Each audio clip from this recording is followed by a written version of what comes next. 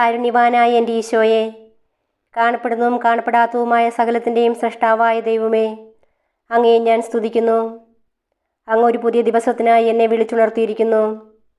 എന്നെ കരുതലോടെ ഓർമ്മിച്ച പിതാവേ, അങ്ങേക്ക് നന്ദി പറയുന്നു. എൻ്റെ എല്ലാ പാപങ്ങളും ക്ഷമിക്കണമേ. എൻ്റെ ജീവിതത്തിലെ എല്ലാ കുറവുകളും നീക്കണമേ. ശുദ്ധമായ ഹൃദയവും കളങ്കമില്ലാത്ത ആത്മാവോടും കൂടി ഞാൻ ഇന്നായിരിക്കട്ടെ. എൻ്റെ മനസ്സിൻ്റെ മുറിവുകളെ സുഖപ്പെടുത്തണമേ. എൻ്റെ ഇന്നലകളിലെ വേദനകളിൽ നിന്ന് എന്നെ മോചിപ്പിക്കണമേ. ഞാൻ അങ്ങയെ പൂർണ്ണ ഹൃദയത്തോടെ സ്നേഹിക്കുന്നു. അങ്ങയുടെ വിലയേറിയതും വിശുദ്ധമായ രക്തം എപ്പോഴും എനിക്കും എൻ്റെ ഭവനത്തിനും സംരക്ഷണ വലയം തീർക്കട്ടെ.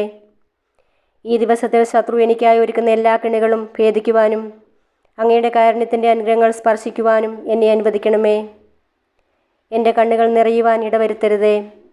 സന്തോഷവും സമാധാനവും സമൃദ്ധിയും എന്നും ജീവിതത്തിൽ നിലനിൽക്കുവാൻ എനിക്കിടയാക്കണമേ. ആമേൻ. 65-ാം സങ്കീർത്തനം. ദൈവമേ, സിയോനിൽ വസിക്കുന്ന അങ്ങ് സ്തുത്യർഹനാണ്. അങ്ങേക്കുള്ള നേർച്ചകൾ ഞങ്ങൾ നിറവേറ്റും. പ്രാർത്ഥന ശ്രമിക്കുന്നവനെ, മർത്യരെല്ലാം പാപഭാരവുമായി അങ്ങയുടെ സന്നിധിയിൽ വരുന്നു. അകൃത്യങ്ങൾക്ക് അടിമപ്പെടുമ്പോൾ അങ്ങ് ഞങ്ങളെ മോചിപ്പിക്കുന്നു. അങ്ങയുടെ അങ്കണത്തിൽ വസിക്കുവാൻ അങ്ങ് തന്നെ തിരഞ്ഞെടുത്തു കൊണ്ടുവരുന്നവൻ ഭാഗ്യവാൻ. ഞങ്ങൾ അങ്ങയുടെ ആലയത്തിലെ വിശുദ്ധ മന്ദിരത്തിലെ നന്മ കൊണ്ട് സംതൃപ്തരാകും. ഞങ്ങളുടെ രക്ഷയായ ദൈവമേ, ഭീതികരമായ പ്രവൃത്തികളാൽ അങ്ങ് ഞങ്ങൾക്ക് മോചനമരുളുന്നു. ഭൂമി മുഴുവൻ്റെയും വിദൂത സംരംഭങ്ങളുടെയും പ്രത്യാശ അവിടുന്നാണ്.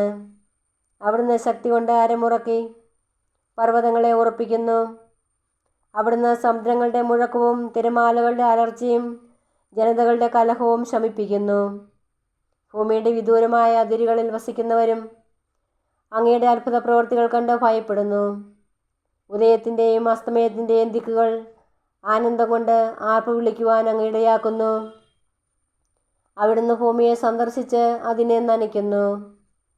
അങ്ങ് അതിനെ അത്യധികം ഫലഭൂയിഷ്ടമാക്കുന്നു. ദൈവത്തിൻ്റെ നദി നിറഞ്ഞൊഴുകുന്നു. അവിടുന്ന് ഭൂമിയെ ഒരുക്കി അവർക്ക് ധാന്യം നൽകുന്നു. അവിടുന്ന് അതിൻ്റെ ഒഴിവുചാലുകളെ സമൃദ്ധമായി നനയ്ക്കുന്നു. കട്ടയുടച്ച് നിരത്തുകയും മഴ വർഷിച്ച് അതിനെ കുതിർക്കുകയും ചെയ്യുന്നു. അവിടുന്ന് അതിൻ്റെ മുളകളെ അനുഗ്രഹിക്കുന്നു. സംവത്സരത്തെ അവിടുന്ന് സമൃദ്ധി കൊണ്ട് മകുടം ചാർത്തുന്നു. അങ്ങയുടെ രഥത്തിൻ്റെ ചാലുകൾ പുഷ്ടി പൊഴിക്കുന്നു. മരുപ്രദേശത്തെ പുൽക്കുപുറങ്ങൾ സമൃദ്ധി ചൊരിയുന്നു. കുന്നുകൾ സന്തോഷമണിയുന്നു. മേച്ചിൽപ്പുറങ്ങൾ ആട്ടിൻകൂട്ടങ്ങളെ കൊണ്ട് ആവൃതമാകുന്നു. താഴ്വരകൾ ധാന്യം കൊണ്ട് മൂടിയിരിക്കുന്നു. സന്തോഷം കൊണ്ട് അവ ആർത്തുപാടുന്നു. ഇന്നത്തെ വചനം. ഞാൻ നിങ്ങളോട് പറയുന്നു, ശത്രുക്കളെ സ്നേഹിക്കുവിൻ, നിങ്ങളെ പീഡിപ്പിക്കുന്നവർക്ക് വേണ്ടി പ്രാർത്ഥിക്കുവിൻ. അങ്ങനെ നിങ്ങൾ നിങ്ങളുടെ സ്വർഗസ്വനായ പിതാവിൻ്റെ മക്കളായിത്തീരും. വിശുദ്ധ മത്തായി 5:44-45. കാലങ്ങളായി നോമ്പ് നോറ്റിട്ടും മാറ്റമില്ലാത്ത നമ്മുടെ ജീവിതത്തെ നോക്കി ക്രിസ്തുവിൻ്റെ വാക്കുകളാണ് ഇന്നത്തെ വചനം. പരിധികളും ഉപാധികളുമില്ലാതെ സ്നേഹിക്കാൻ തമ്പുരാൻ നമ്മോട് ആവശ്യപ്പെടുന്നു. നിന്നെ വെറുക്കുന്നവരെ സ്നേഹം കൊണ്ട് പരിചരിച്ച് പരിപൂർണത നേടാം. ക്രൂശിതനായ കർത്താവെ, സ്നേഹത്താൽ ഹൃദയത്തിനേറ്റ മുറിവുകൾ മായ്ച്ചു കളയുവാൻ കൃപയേകണമേ.